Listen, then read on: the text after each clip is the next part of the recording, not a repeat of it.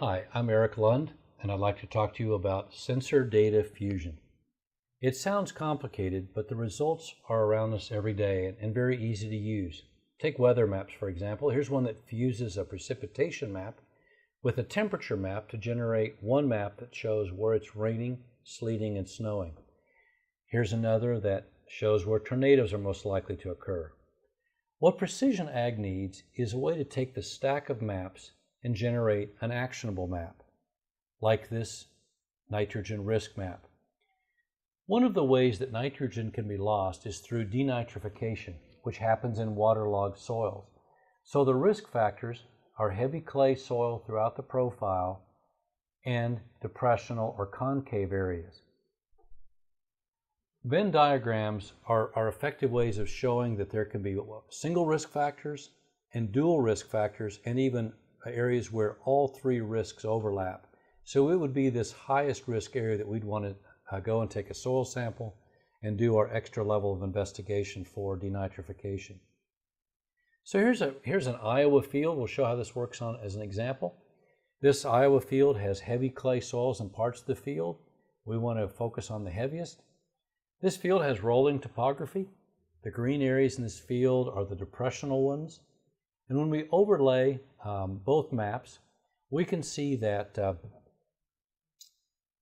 not all depressions have heavy soil, and not all heavy soil is on depressions, but it's where the depressional areas and the heavy soil overlap that we want to focus our investigation. And so FieldFusion generates one map with all these layers that says, these are your highest risk areas, these are your secondary risk areas.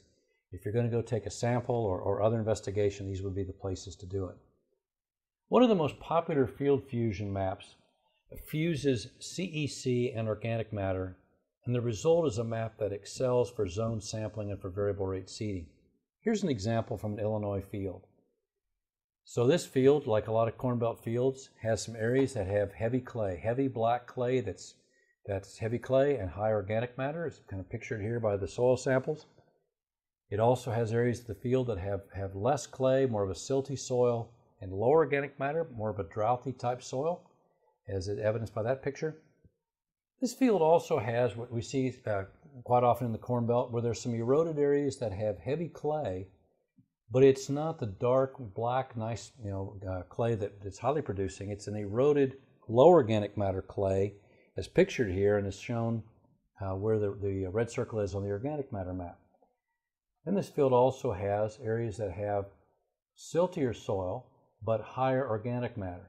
So while it may have the same EC or CEC content as the yellow circle, it's got a very different organic matter as in this pictured here. So FieldFusion takes these layers and generates one map that has both sets of properties embedded in it. So we can click on the blue zone, and up pops a map that has the statistics for the zone, and we can see that yes, the organic matter in this zone is higher than the field average. The CEC is higher in the zone than the field average. If we click on the yellow zone, we can see that the organic matter is lower than the field average and the CEC lower, just as the zone predicted. If we click on the red zone, we can tell that the CEC is higher than field average, organic matter is lower. Finally, if we click on the green zone, the map confirms that the organic matter is higher than field average, but the conductivity and the CEC are lower. So these maps are wonderful for soil sampling. If you think about sampling a field and sending some soil sample bags into the lab, having bags that have just this soil in it, just this soil, just this soil, and just this soil, that would be an excellent way to look at nutrient variability in the field. Also for variable rate seeding, if you want to do an accurate job of planting, being able to put a higher rate of seed on these more highly producing soils and cutting back on these lower producing soils, again, that's an excellent way to do variable rate seeding. So there's just a couple of examples that could be done from this, as I say, very popular FieldFusion map.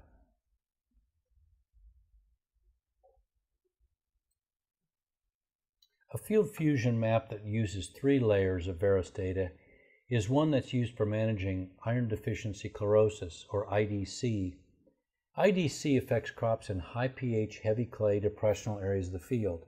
The FieldFusion process combines these factors to identify areas of no risk.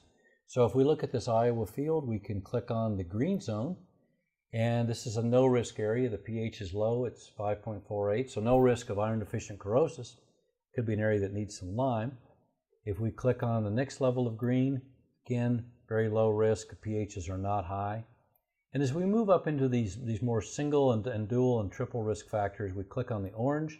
It's only one risk factor, just high pH. It's not heavy clay and it's not depressional. Click on the red zones. This is a 2 risk factor, so the pH is high and the clay is high, but it's not depressional. And if we click on the highest risk areas, we can see that the pH is high, it's bowl-shaped or depressional, and the CEC and electrical conductivity of the soil are very high, meaning it has all 3 risks of iron deficient corrosis.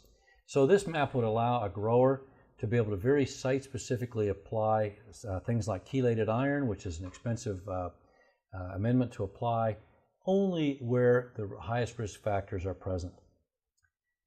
Now these are just a few FieldFusion examples. Many more are available and more are being added. As new ones come online, they can be previewed at no cost in the FieldFusion portal.